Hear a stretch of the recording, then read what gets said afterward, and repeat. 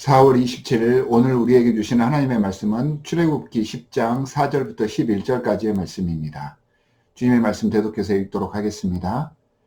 내가 만일 내 백성 보내기를 거절하면 내일 내가 메뚜기를 내 경내에 들어가게 하리니 메뚜기가 지면을 덮어서 사람이 땅을 볼 수 없을 것이라. 메뚜기가 내게 남은 그것 곧 우박을 면하고 남은 것을 먹으며 너희를 위하여 들에서 자라나는 모든 나무를 먹을 것이며 또 내 집들과 내 모든 신하의 집들과 모든 애굽 사람의 집들에 가득하리니 이는 내 아버지와 내 조상이 이 땅에 있었던 그날로부터 오늘까지 보지 못하였던 것이리라 하셨다 하고 돌이켜 바로에게서 나오니 바로의 신하들이 그에게 말하되 어느 때까지 이 사람이 우리의 함정이 되리이까. 그 사람들을 보내어 그들의 하나님 여호와를 섬기게 하소서. 왕은 아직도 애굽이 망한 줄을 알지 못하나이까 하고 모세와 아론을 바로에게로 다시 데려오니 바로가 그들에게 이르되 가서 너희의 하나님 여호와를 섬기라. 갈 자는 누구냐? 모세가 이르되 우리가 여호와 앞에 절기를 지킬 것인즉 우리가 남녀노소와 양과 소를 데리고 가겠나이다. 바로가 그들에게 이르되 내가 너희와 너희의 어린 아이들을 보내면 여호와가 너희와 함께함과 같으리라. 보라, 그것이 너희에게는 나쁜 것이니라. 그렇게 하지 말고 너희 장정만 가서 여호와를 섬기라. 이것이 너희가 구하는 바니라. 이에 그들이 바로 앞에서 쫓겨나니라. 주님의 말씀입니다. 오늘 말씀에서는 8번째 재앙에 대한 이야기들이 나옵니다. 모든 재앙이 계속해서 이어지고 있는데 이 원인은 바로의 완강하고 강팍한 그 마음 때문입니다. 이 마음이 계속해서 더 강한 재앙을 불러오고 있습니다. 3~4번이라는 말이 있습니다. 적어도 3번의 기회는 받아야 된다는 의미도 있지만 3번의 경험을 하면 깨달을 수도 있어야 한다라는 의미도 포함되어 있습니다. 세상 일에 대한 일반적인 반응이 바로의 신하들을 통해서 나타납니다. 바로의 신하들 그리고 그 나라의 술법사들까지도 3번째 그러니까 이와 모기의 재앙부터 하나님의 권능을 인정하기 시작했습니다. 그러니까 이집트의 대부분 사람들이 하나님의 살아계심을 깨닫게 되었고 하나님의 이적과 그 기사를 받아들이고 있었던 것입니다. 이 재앙에 앞선 9장에 나오는 우박의 재앙 때에는 하나님께서 직접 모세와 아론을 통하여서 이집트 온 땅에 재앙의 내용이 무엇이며 이 우박을 피하려거든 모든 가족과 가축들을 집안에 불러들이라고 미리 알려주셨습니다. 이 내용은 이집트 전역에 알려주신 것이나 마찬가지입니다. 이집트 신하들과 백성들 사이에는 이제 여호와 하나님을 믿고 두려워하는 사람들과 여전히 바로와 같은 그러한 강팍한 마음을 가진 백성들로 나뉘어져 있었습니다. 여호와의 말씀을 두려워하는 사람들은 모세와 아론의 말을 듣고 가축들을 집안에 두어서 피해를 입지 않게 되었습니다. 이 재앙으로 인해서 이집트 모든 백성들이 하나님께서 살아계시며 모든 신들 위에 뛰어난 분임을 여호와를 두려워하던 사람들도 그리고 여호와를 두려워하지 않고 강팍한 마음을 가졌던 사람들도 분명히 알게 되었습니다.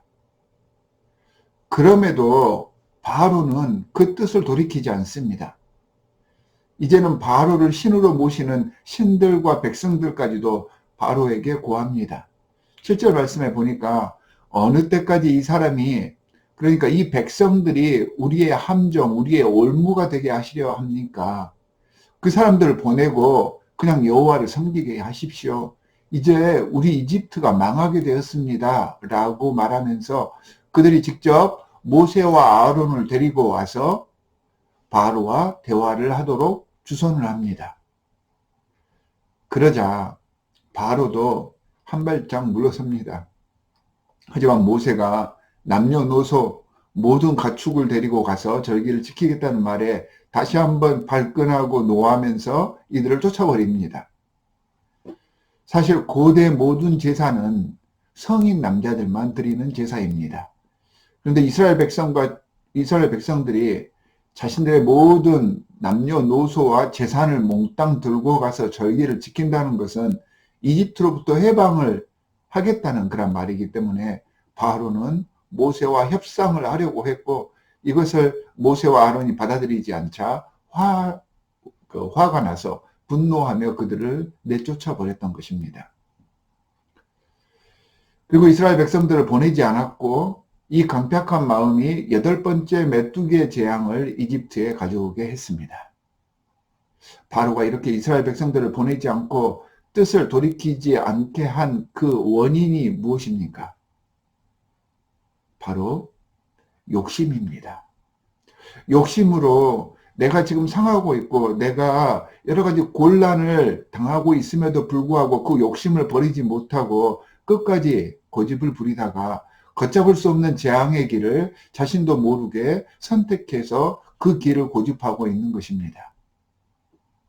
이스라엘 백성을 지배하겠다는 욕심, 그들 위에 군림하여서 지금까지 신의 행세를 했던 것처럼 끝까지 신으로 통치하겠다는 그 욕망이 바로로 하여금 상황을 제대로 판단하지 못하게 하며 더 이상 회복할 수 없는 구렁텅이로 몰아넣게 했던 것입니다.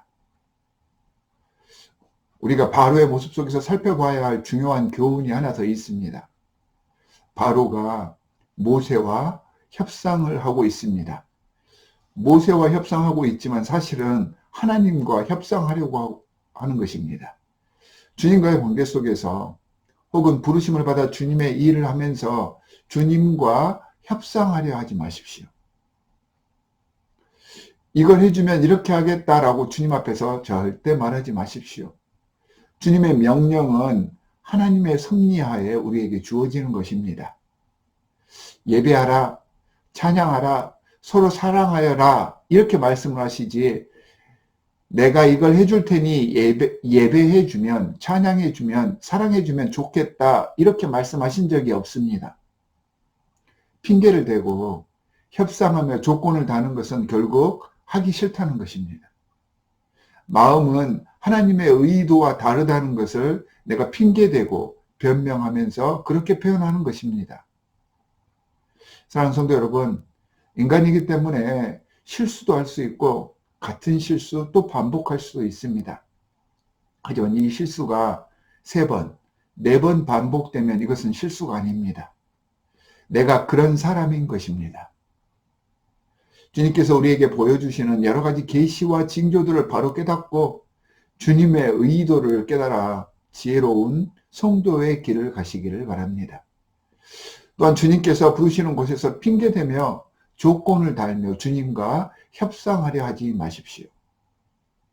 순종하며 겸손히 나아가는 자들에게 주님은 놀라운 능력으로 함께 하시며 지키십니다. 오늘 하루도 주님의 음성을 들으며 겸손하고 완악하지 않은 마음으로 주님을 보고 주위의 모든 지체들을 바라보실 수 있는 하나님의 귀한 자녀들이 되시기를 바랍니다. 2가지 기도 제목을 드리도록 하겠습니다. 첫 번째는 주님의 부르심에 조건 달지 않고 순종하며 헌신하게 해주십시오라고 기도하시기 바랍니다.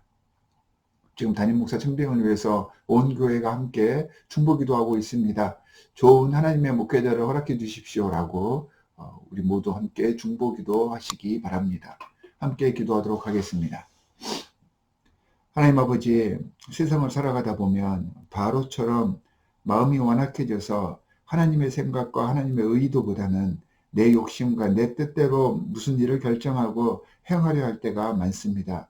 하나님 용서하여 주시고 주님께서 원하시는 바가 무엇인지를 바로 알아서 주님의 뜻에 순종하는 하나님의 백성들 되게 하여 주시옵소서. 하나님, 우리 교회 담임 목사 청빙을 위하여서 온 교회가 중보기도하고 있습니다.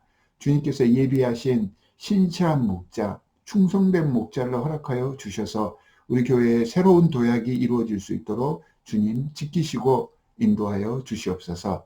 오늘 하루도 주님의 말씀 아래에서 주님께 순종하는 삶을 살 것을 소원하며 우리를 구원하신 주 예수 그리스도의 이름으로 기도합니다.